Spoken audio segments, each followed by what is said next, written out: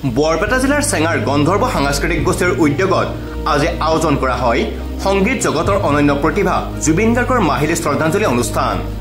সন্ধিয়া 6 বজাত গন্ধৰ্ব সাংস্কৃতিক গোষ্ঠী জুবিন গাৰ্গৰ প্ৰতিচ্ছবিৰ আগত বন্তি প্ৰজ্বলন কৰে। 7 বজাৰ পৰা গন্ধৰ্ব সাংস্কৃতিক গোষ্ঠীৰ অপূৰ্ব পাঠক আৰু কৌশিক দাসে জুবিন গাৰ্গৰ টোকাৰী ভক্তিগীত পৰিৱেশন কৰে। 8 বজাৰ পৰা জুবিন গাৰ্গৰ মায়াবিনী গীত গাই দৰ্শকৰ চকুত চকুপানী নিগৰাই দিয়ে গায়িকা সুস্মিতা পাটোৱাৰীয়ে। লগতে স্থানীয় শিল্পীসকলে জুবিন গাৰ্গৰ গীত গাই আৰু ভক্তিগীতৰ মাজেৰে তেখেতক সন্মান জনায়। চেঙাৰ আকাশত দিনটোজুৰি প্ৰতিধ্বনিত হয় জয় জুবিন দা। আমাৰ প্ৰিয় জুবিন দাৰ বাবে ন্যায় বিচাৰিছে সমগ্ৰ অসমে।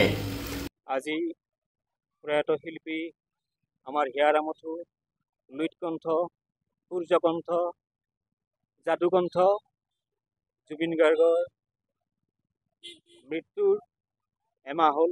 এই এমহীয়া পৰ্ব আমি গন্ধৰ্ব সাংস্কৃতিক গোষ্ঠী চেঙাৰ তৰফৰ পৰা একেবাৰে অনুষ্টপীয়াকৈ পাতিবলৈ লৈছোঁ। ইতিমধ্যে আমাৰ বন্তি প্ৰজ্বলন হৈ গ'ল। এতিয়া আমাৰ গন্ধৰ্ব সাংস্কৃতিক গোষ্ঠীৰ তৰফৰ পৰা ভক্তিগীত পৰিৱেশন হ'ব। তাৰপিছত জুবিনৰ গীতেৰেই জুবিনলৈ শ্ৰদ্ধাঞ্জলি শীৰ্ষক জুবিন গাৰ্গৰ গীতৰ অনুষ্ঠান এখন ৰাখিছোঁ। আমাৰ কথা হ'ল, আমাৰ এই অনুষ্ঠানভাগীৰ জৰিয়তে আমি চৰকাৰলৈ আৰু ন্যায়ালয়লৈ আবেদন জনাব খুজিছোঁ। আমাৰ এই আবেদন সাংগীতিক আবেদন, যাতে আমাৰ হিয়াৰা মথু জুবিন গাৰ্গে ন্যায় পায়, উচিত বিচাৰ হয়, উচিত তদন্তৰ জৰিয়তে যাতে দোষীক দৃষ্টান্তমূলক শাস্তি দিয়ে আৰু তেখেতৰ স্বৰ্গগামী আত্মাৰ শান্তি কামনা কৰিছোঁ। কি ক'ম, মোটামুটি 95 চন বা 2000 চনৰ পৰা তেখেতৰ গান গায়ে আজি এইখিনি পাইছোঁহি। ভ্ৰাম্যমান জগততো তেখেতৰ সংস্পৰ্শত আহিছিলোঁ, গীতো তেখেতে গাবলৈ দিছিল, গাইছিলোঁ। কিন্তু এতিয়া কি ক'ম, ক'বলৈ ভাষাই নাই। আমাৰ হিয়াৰা মথু হেৰাই গ'ল। সমগ্ৰ অসম আজি সংগীত শূন্য। এইখিনিয়ে আৰু মায়াবিনী গানটো অকণমান গাই দিব নেকি? মায়াবিনী ৰাতিৰ বুকু দেখা পালো তোমাৰ ছবি, ধৰা দিয়া গোপনে তুমি যে মোৰ শুকান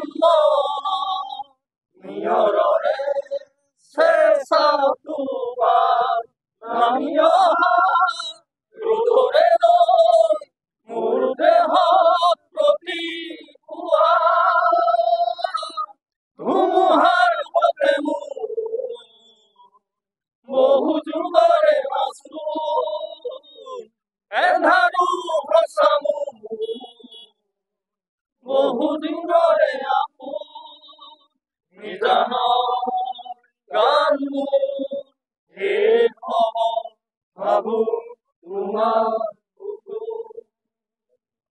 জয় জুবিন দা, জুবিন দা অমৰ হওক।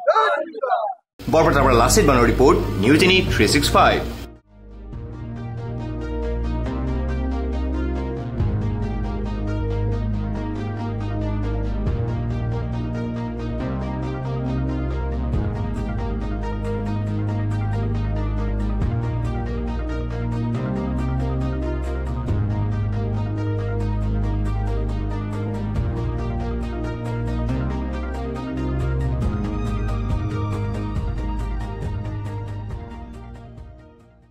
Stay informed, stay ahead.